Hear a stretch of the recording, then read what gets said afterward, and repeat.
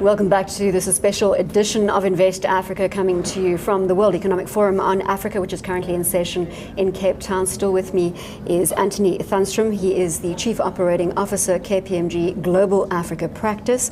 We still have Innocent Dutero. He is the partner, Bain & Company. And we're joined now by Paul Lamatang. He is the head of Africa and Middle East Global Banks, Canadian Imperial Bank of Commerce. Paul, thanks very much for joining us at this point. So let's talk about the ease of doing business in Africa, because this is obviously a theme that we're going to investigate again thoroughly over the next 2 days here at the World Economic Forum. It's a good news and a bad news story. Let's start with the good news. It's a good news story because when you look at the World Bank's Ease of Doing Business Index, you're seeing African countries do better. One great example is Rwanda. And Rwanda is a real miracle.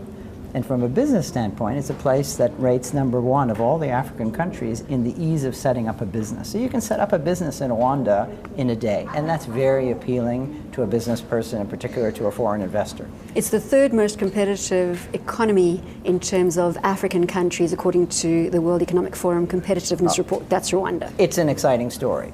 The bad news is there's only 6 of the 54 African countries that are in the top third of the Ease of Doing Business Index.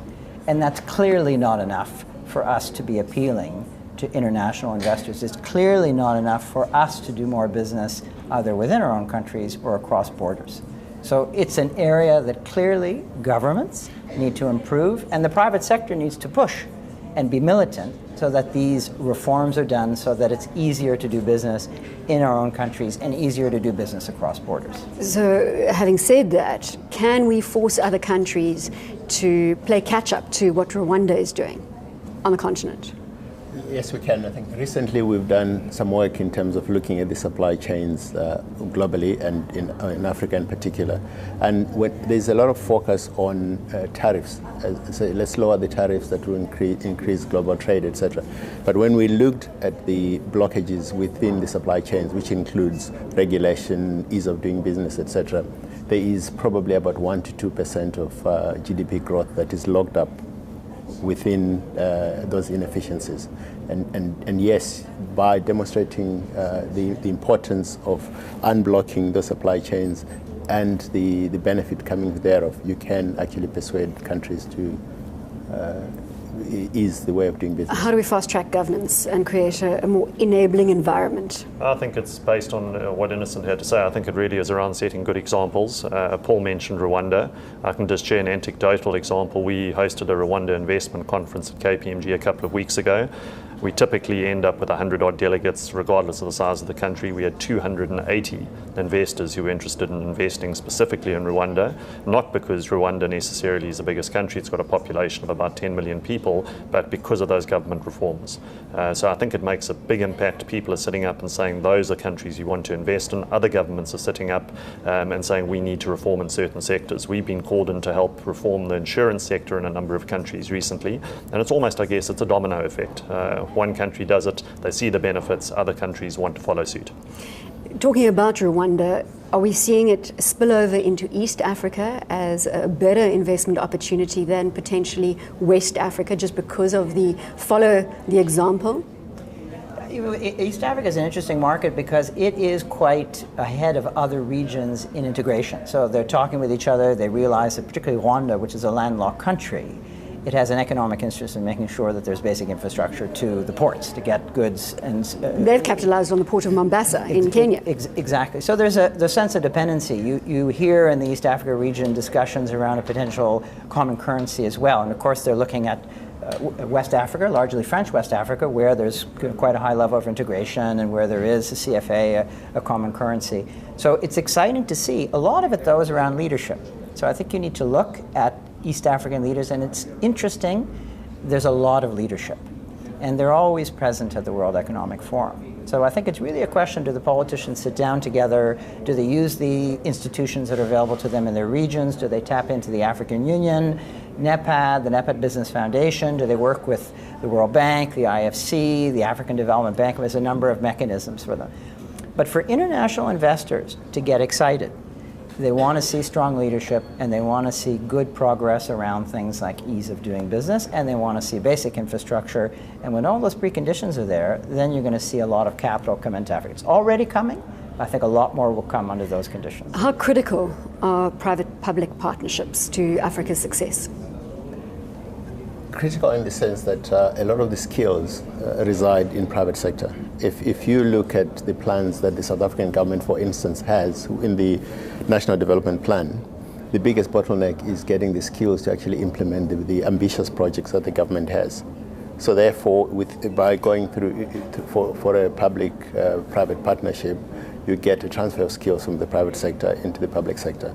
You also have private capital going into those infrastructure projects. Because if you look at base infrastructure, it is actually expecting too much to expect private sector to actually build base infrastructure. It needs public sector leadership.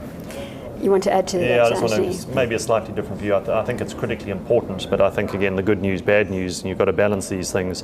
The good news is exactly what Innocent sketched out for us. I think the bad news is that public-private partnerships require some very, very specific skills. Though that skill set is in rare supply, even in the biggest economies in Africa, including South Africa.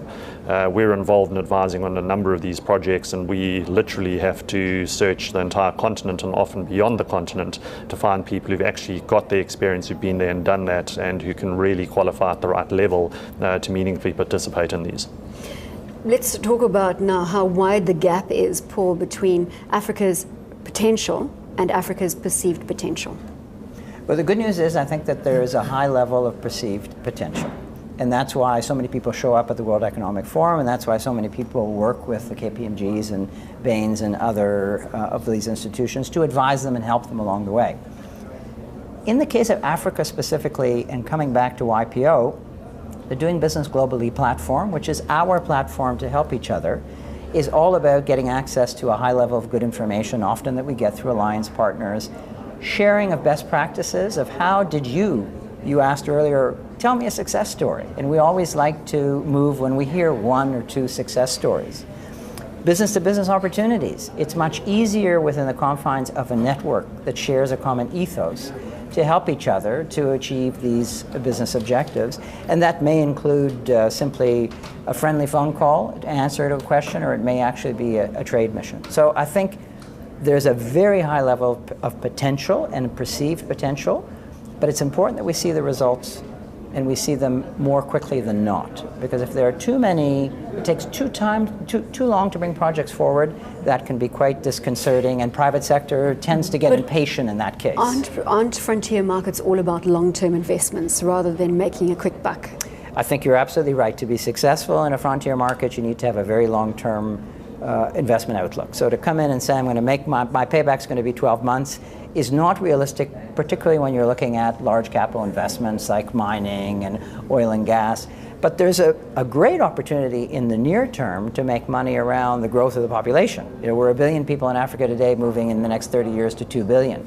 We talked earlier about FMCG and financial services. There's a lot of great opportunities, and this is what the entrepreneurs are doing. Back to an earlier discussion, we've got a lot of innovation around our young people all across Africa, and they're the ones that are certainly picking up on these opportunities that big business isn't. Innocent, do you think that Africa is going to get its fair share of capital going forward?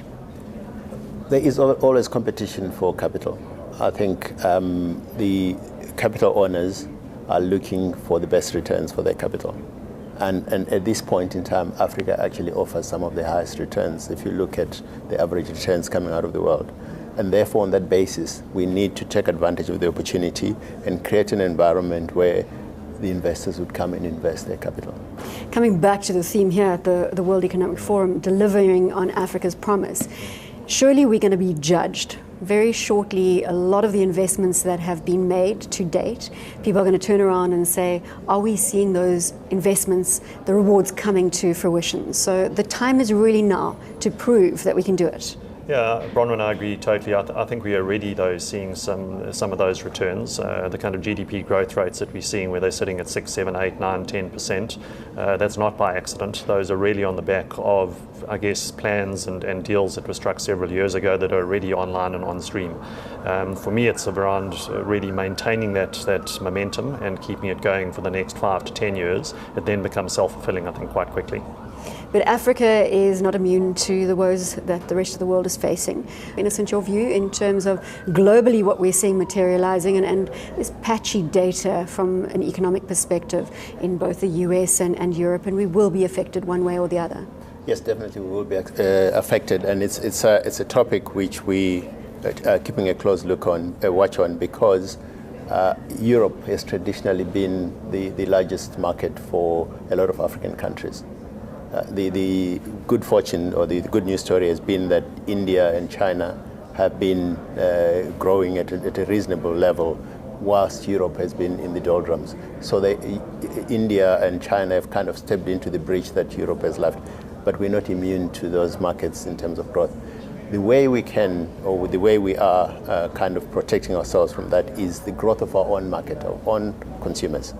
Rather than being export-led economies, we need to look at developing domestic consumption. Paul, perhaps we get you to input here, given the fact that you are chair of doing business globally. What is the temperature out there like at the moment? Well, I think we need to be good ambassadors. Those of us that are YPO members here in Africa, as we go and do business in other countries, we speak to other YPOers, and we're missionaries, if you will, to talk about the story. Africa is rising, and I think the stock of the But is it rising because the rest of the world is looking so dismal?